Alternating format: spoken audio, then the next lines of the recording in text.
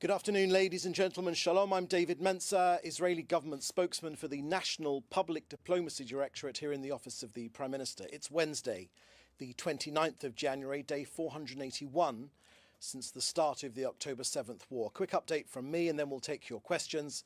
Please remember to put them in the chat together with your full name and news outlet and we'll take a few. Firstly, let me start with UNRWA. Yesterday, Israel's ambassador to the United Nations, Mr. Danny Danon, made a comprehensive speech at the UN. There he laid out the case against UNRWA, exposing its corruption and its infestation by Hamas, chapter and verse, and I would direct you to it. In addition, I would also preface my remarks today by saying the following. Firstly, from the government of Israel's perspective, let me provide this assurance. Israel is completely committed to the uninterrupted flow of humanitarian aid into Gaza to provide uninterrupted aid to those that need it. Secondly, Israel has operated and will continue to operate in full compliance with the rule of law.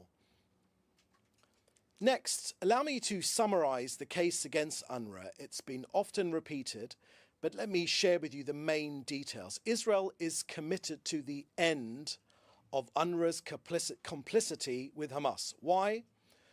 Because if providing a better future for Gazans is your priority, then let me say this straight. UNRWA equals Hamas.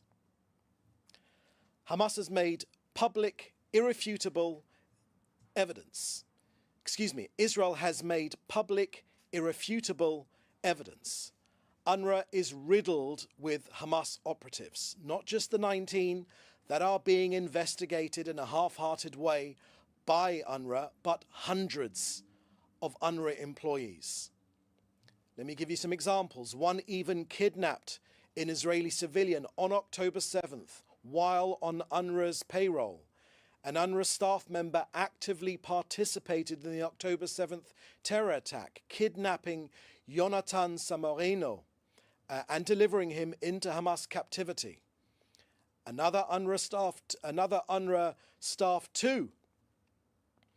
Media reported even that hostages were held in UN facilities. Now, Philip Lazzarini and UN Secretary General Antonio Guterres were informed about this, so they knew. But, unfortunately, they did nothing.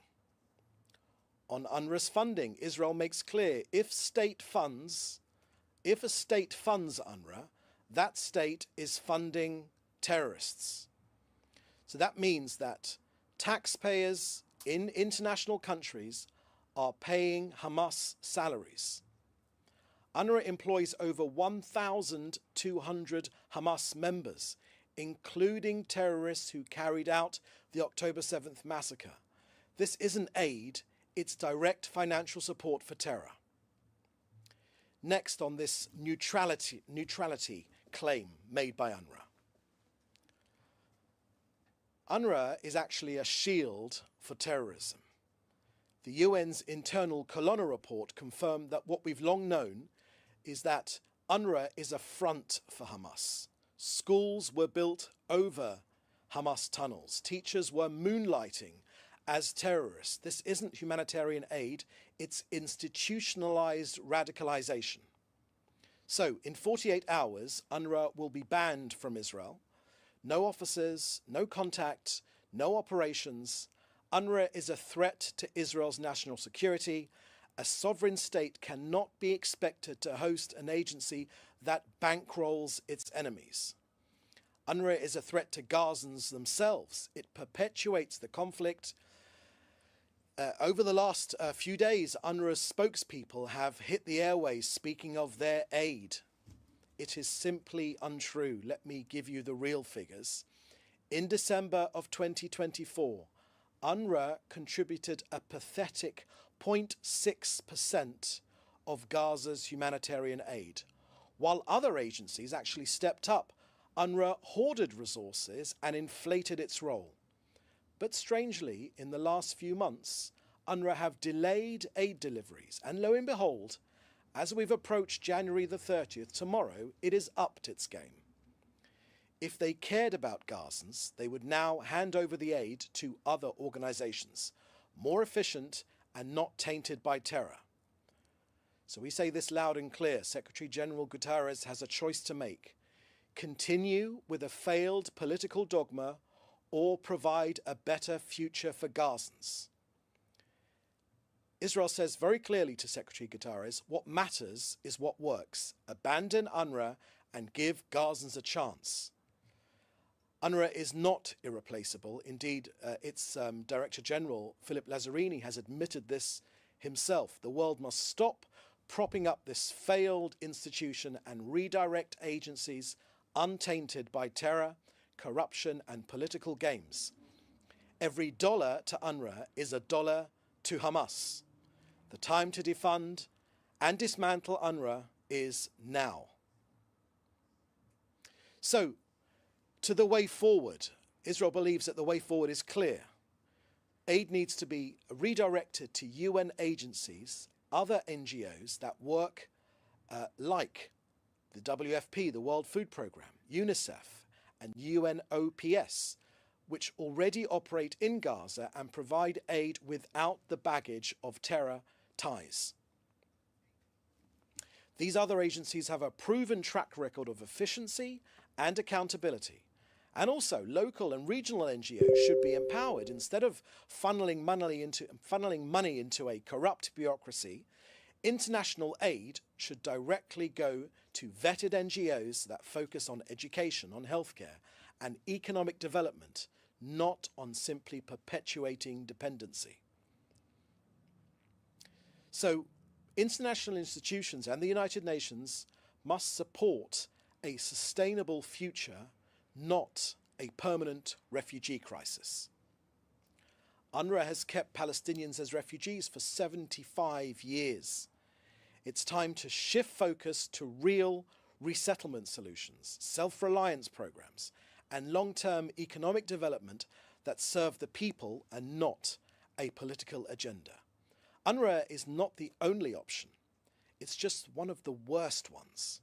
The world must move forward.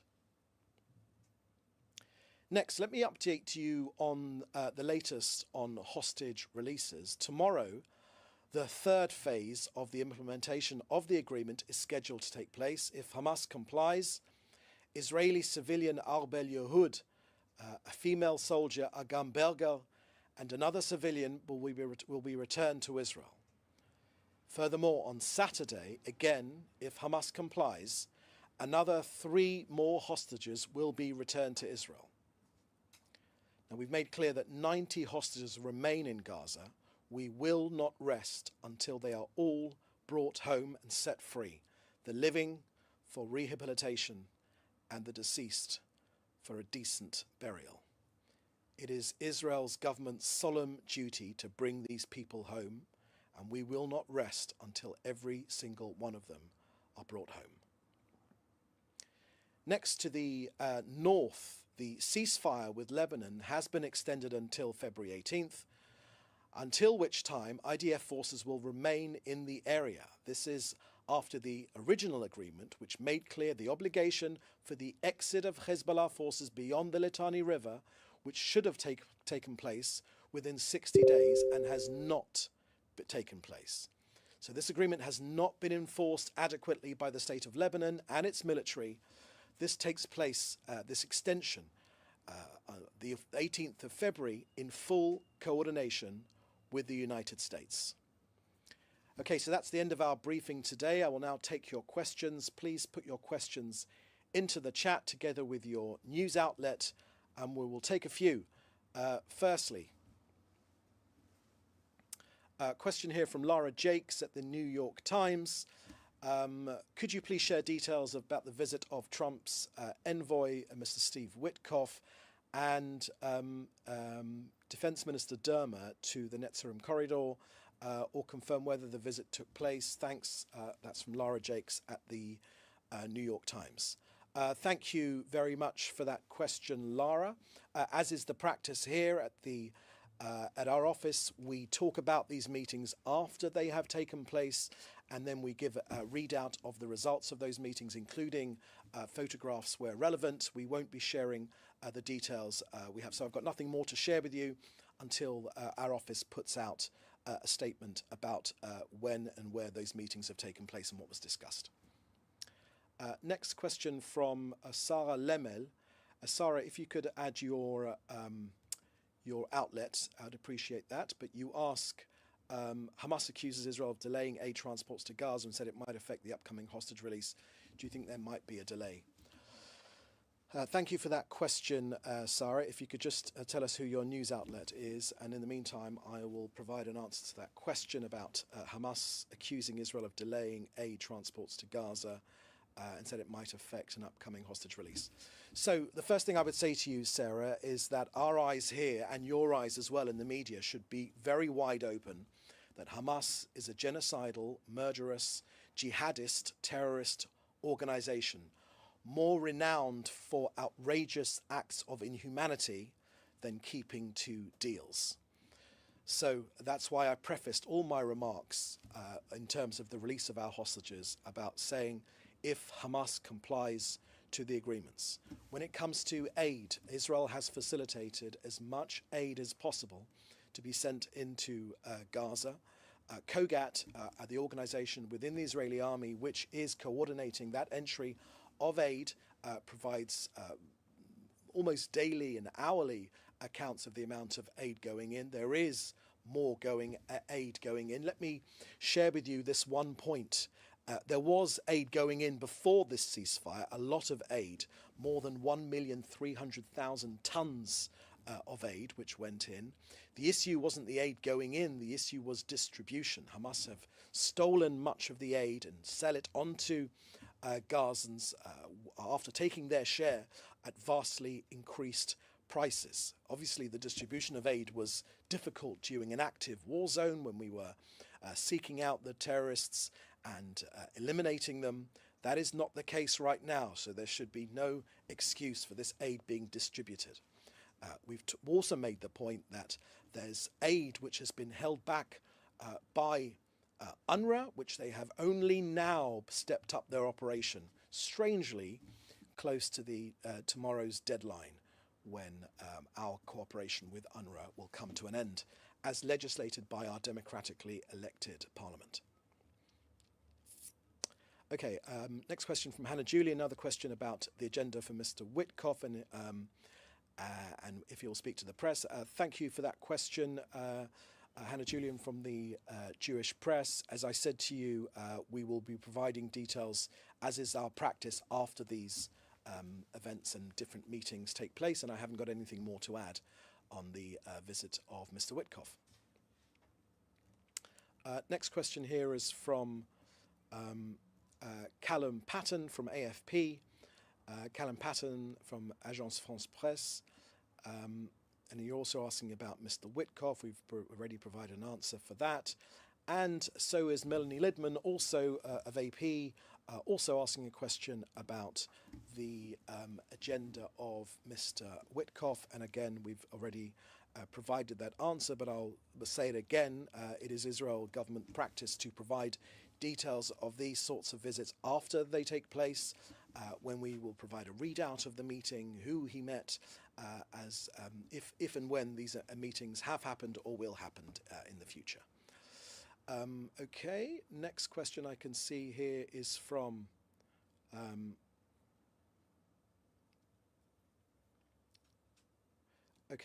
Isabel Debris.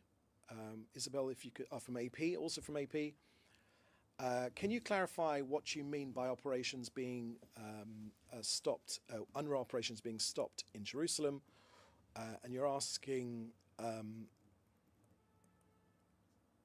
you're asking about UNRWA health centres and schools tomorrow from the Old City to Shuafat refugee camp. Thank you for that question, Isabel. I will point you to the remarks made by Israel's ambassador to the United Nations when he made clear in his speech yesterday the details of the further lack of contact between Israel and UNRWA throughout Israel. Okay. Next question, and also, just if I could go back to you for a second, Isabel, we've made very, very clear now the case against UNRWA. We believe that it is irrefutable, that you cannot, with any good conscience, go on with this organization and their blatant covering up for a terrorist entity. And we would say to international funders of UNRWA, if you care about Gazans, if you care about Palestinians, then UNRWA is inefficient, wasteful, dishonest, and covers up for terrorists. So a better solution is available, and that is the resolution of the Israeli government not to cooperate with this organization, with actively is complicit and is flooded and has been permeated by Hamas terrorists. Okay. Question from Lisa Rozovsky from Haaretz about IDF and COGAT allowed to coordinate its military activities in Gaza and the West Bank with UNRWA in cases of danger to life, for instance, if it needs to take over or attack a refugee camp or an UNRWA facility. Okay, I'm not quite sure what your question is there, Lisa. Or clearly, the threats to life are of supreme importance to the IDF and COGAT. So I'm not precisely sure what you are asking there. And the next question you ask is, UNRWA claims that. Okay, so this false claim, you are repeating the false claim from UNRWA that it somehow contributes 60% of Gaza's population. Okay, so that is plainly not true. The UN, our ambassador to the UN, made clear yesterday, and Israel has also made clear, and I've made clear in this briefing actually, that UNRWA's supply of aid to Gazans has in the last few months been in single digits, not even up to 10%. More recently, I think in December, it got to 10%. So they are a minor player. They're not the majority player as they would like to portray themselves. It is a failed institution, Lisa. It doesn't work. It is inefficient and it is permeated with terrorism. So that is why Israel has made the commitment, as I did at the beginning of my briefing, that aid will continue uninterrupted into Gaza to get to people that need it most. Israel will comply with international law, but UNRWA is part of the problem. It perpetuates this conflict. It teaches in its school that Israel will one day be replaced. It glorifies Jew killing. It glorifies jihad. The simple fact, Lisa, I would say to you, is that almost every single terrorist that took part in the October 7th massacres was a graduate of the UNRWA education system.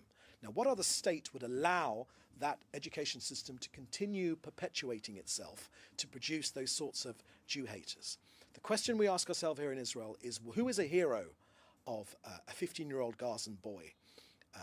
Right now, that hero is most likely a Jew killer. Those are the posters which go up all over Gaza and in other places in the West Bank as well. That is not a sustainable future. Gaza needs to be demilitarized. Hamas needs to be removed from power. And of course, most importantly, Gaza needs to be de-radicalized. And part of that de-radicalization is ending UNRWA, which is simply perpetuating this conflict and keeping Gazans in misery like a drug dealer. Okay. Okay, next from Nadim Ibrahim from CNN. Can you tell us a bit more about the day after an UNRWA, as the UNRWA ban comes into effect? I did indeed speak about some of these agencies, Nadim, in my comments. I gave a fairly robust example of other agencies.